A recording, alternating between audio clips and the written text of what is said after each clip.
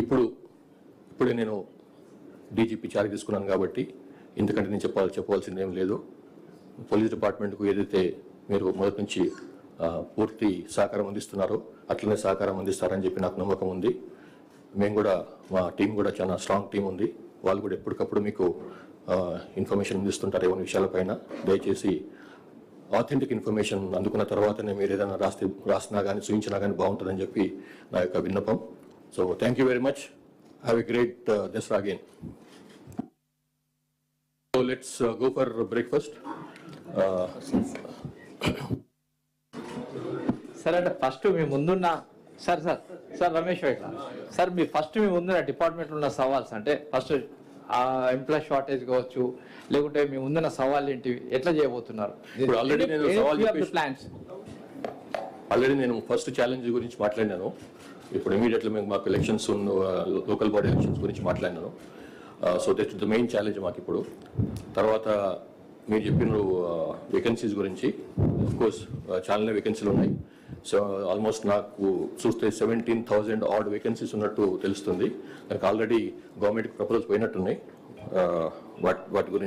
వాటిని నియామకం చేసేందుకు అని చెప్పి I think we can expect some త్వరలోనే దానిపైన కూడా నెక్స్ట్ కోర్స్ ఆఫ్ యాక్షన్ మొదలవుతుంది. సార్ నేను వాసుదేవాచారి సార్ మీకు బేసిక్ పోలీసింగ్ పైన ఎక్కువ నమ్మకం ఉంది అన్నారు ఒక సందర్భంలో. దాన్ని ఏ విధంగా మీరు అమలు చేయబోతున్నారు ఒకసారి చెప్పగలుగుతారా?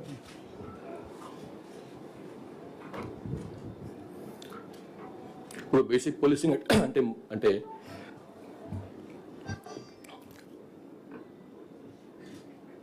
ఒరిజినల్ పోలీసింగ్ అయితే చేసేవాళ్ళు మన వాళ్ళు ఫుడ్ పెట్రోల్స్, వెహికల్ పెట్రోల్స్, ఏరియాలో బీట్స్, ఇవన్నీ కూడా బేసిక్ పోలీసింగ్లో భాగమే అవి. దాంతోపాటుగా ఇంటెలిజెన్స్ కలెక్షన్, బేసిక్గా ఫీల్డ్కి ఇంటెలిజెన్స్ కలెక్షన్ చేసుకోవటం, ఇదంతా కూడా బేసిక్ పోలీసులో భాగం. దాన్ని చేసుకుంటూనే, ఆ బేసిక్ పోలీసింగ్ను చేసుకుంటూనే మేము టెక్నాలజీని కూడా ఉపయోగించుకుంటాము. ఆల్రెడీ మనకు బేసిక్ పోలీసింగ్ అంటే ఫీల్డ్లోకి వెళ్ళి వాళ్ళు మన పోలీస్ మెన్ ఆఫీసర్స్ ఉన్నారో వాళ్ళకి మనం ట్యాబ్స్ ఇచ్చినాము. వాళ్ళకు సెల్ ఫోన్స్లో ఎప్పటికప్పుడే ఇన్ఫర్మేషన్ ఇచ్చేందుకని చెప్పి మనం వాళ్ళకు సెల్ ఫోన్స్ ప్రొవైడ్ చేసినాం అఫీషియల్గా. అట్లాగే సీసీటీవీలు పెట్టినాము. అంటే it's a fusion of basic policing and technology. అది బేసికల్గా దేన్ని నెగ్లెక్ట్ చేయలేము. దాన్ని బేసిక్ పోలీసింగ్ నెగ్లెక్ట్ చేయము, అట్లా అని చెప్పి టెక్నాలజీ నెగ్లెక్ట్ చేయలేము. కాబట్టి రెండింటిని ఫ్యూజనే మా పోలీసింగ్ ఉంటుందని చెప్పదలుచుకున్నాను. సార్ మీరు ఇంటెలిజెన్స్ గా ఉన్నప్పుడు సునీల్ సార్ టెంటింగ్ మీరు ఇంటెలిజెన్స్ గా ఉన్నప్పుడే మిమ్మల్ని రక్త పిశాచి అన్నారు మావోయిస్టులు గతంలో. ఇప్పుడు మావోయిస్టుల తీరుపై మీ డీజీపీ మార్క్ ఎలా ఉండబోతుంది? అది వాళ్ళు అన్న రోజులు నాకైతే తెలియదు, కానీ మీరు మాత్రం అంటున్నారు. సార్ ఒకటి సార్ దేని గురించి అంటారు? డీజీపీ మన మావోయిస్ట్ మొత్తం అంతమైనట్టే అట్లా. ఇప్పుడు ఆల్రెడీ మొన్న కూడా నేను మేబీ ఎవరు టీవీలో మాట్లాడినప్పుడు చెప్పినాను. నేను వాళ్ళ యొక్క పాలిట్ బ్యూరో మెంబర్గా పనిచేసినటువంటి మల్లోజిల్ వేణుగోపాల్ ఎలియాస్ సోను ఆ మధ్యకాలం లాస్ట్ మంత్ అంటే August 15th నాడు ఆయన ఒక స్టేట్మెంట్ విడుదల చేసిండు, oral statement as well has written statement. ఏమనంటే, మేము సిద్ధంగా ఉన్నాము బయటికి రావటానికి. కొన్నాళ్ళ పాటు మేము పూర్తిగా యుద్ధాన్ని ఆపదలుచుకున్నాము. ఇది మా జనరల్ సెక్రటరీ ఉన్నప్పుడు, బసవరాజ్ జనరల్ సెక్రటరీ చనిపోకముందే ఈ నిర్ణయం తీసుకున్నాం మేము. చైనా అండ్ రష్యాలో ఏదైతే ప్రజా పోరాట పంథాను వాళ్ళు అవలంబించినారో అది ఇక్కడ సక్సెస్ కాలేదు. ఇక్కడ ఉన్నటువంటి గ్రౌండ్ రియాలిటీ వేరు, అక్కడ ఉన్నటువంటి గ్రౌండ్ సిచ్యువేషన్ వేరు. గుడ్డిగా మనం వాళ్ళని అవలంబించినాము, అన్వయించుకునే ప్రయత్నం చేసినాము తెలంగాణ భారతదేశపు పరిస్థితులకు. కాబట్టి అది ఇంకా ఫెయిల్ అయింది మన దగ్గర. కాబట్టి మనం ఫీల్డ్ని మర్చిపోయి, ఫీల్డ్ సిచ్యువేషన్ మర్చిపోయి ఏదో గుడ్డిగా ముందుకెళ్ళిపోయినామో తప్పు. కాబట్టి అని ఆయన్నే పోలిట్ బ్యూరో మెంబర్గా ఉన్నటువంటి ఆయన్నే ఇటువంటి మాట అన్నప్పుడు ఇక ఐడియాలజీ, ఆ సిద్ధాంతం ఏదైతే ఉందో అది ఫెయిల్ అయినట్టే అని అనుకుంటున్నాం మేము. కాబట్టి మేము మళ్ళొకసారి ఓపెన్గా పోలీస్ డిపార్ట్మెంట్ తరఫు నుంచి వాళ్ళకు ఒక విన్నపం చేస్తున్నాము, బయటికి రాండి, జనజీవన స్రవంతులను కలిసిపోండి. మీ మీద ఇట్లాంటి కేసుల విషయంలో కానీ ఇట్లాంటి విషయంలో మేము చాలా సింపథెటిక్గా ఉంటాము, సానుభూతిని వ్యవహరిస్తాము. పోలీసుల నుంచి సోకాల్డ్ ఏదైతే మీరు భయపడుతుంటారో ఇది వేధిస్తారు అని చెప్పి అట్లాంటి వేధింపులు ఏమి ఉండవు. మీరు ఏమాత్రం సంశయం లేకుండా నిర్భయంగా వచ్చి బయటకు వచ్చి లొంగిపోండి. బయటకు వచ్చి ప్రభుత్వం ముందర మీ ఆత్మసమర్పణ చేయండి.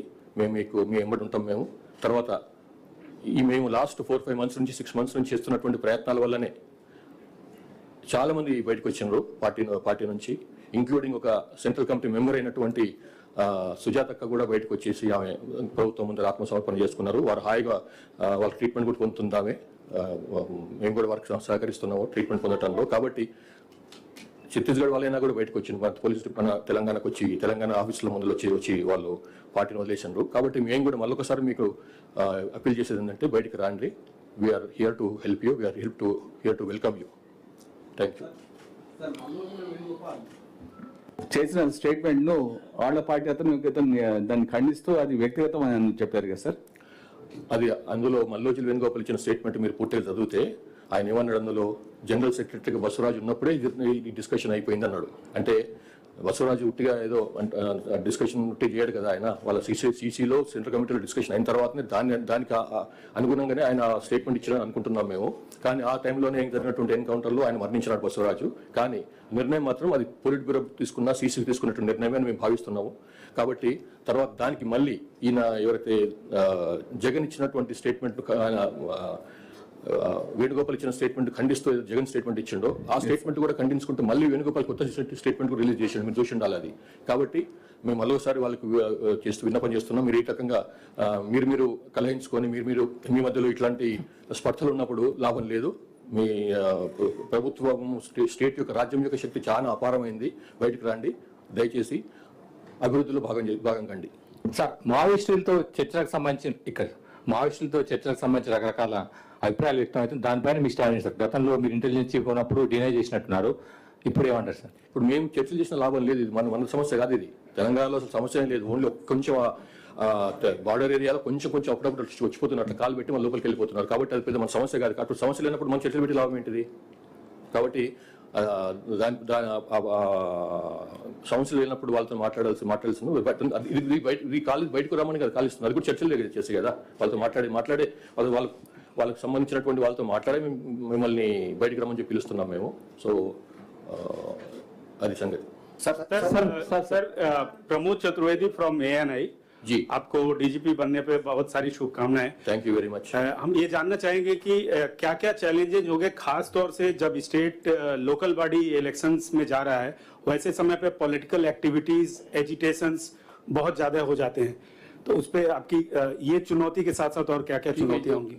Thank you. ये चुनौती जो है इलेक्शंस के साथ साथ जो आप बता रहे हैं कि प्रोटेस्ट होंगे वगैरह, ये तो डेमोक्रेसी के अंदर जो है they are totally allowed to do any protest. There is no bar on that, absolutely no bar on that. So our request to this people only कि आप जो भी करना चाहते हैं एकदम डेमोक्रेटिक मीन्स पे करिए, कॉन्स्टिट्यूशनल मीन्स में करिए. Don't go beyond that and we support you also. Sir మారుతున్న కాలానికి అనుగుణంగా సైబర్ క్రైమ్స్ కావచ్చు, ఎకనామిక్ అఫెన్స్ చాలా పెరుగుతుంది. దానికి సిబ్బంది కొరత చాలా ఉంది. మీరు దాన్ని చేయడానికి అంటే సిబ్బందిని పెంచడానికి ప్లాన్ చేస్తారా? కొత్త పోలీస్ స్టేషన్ ఏర్పాటు చేస్తారా? ఎట్లా ఉండబోతుంది?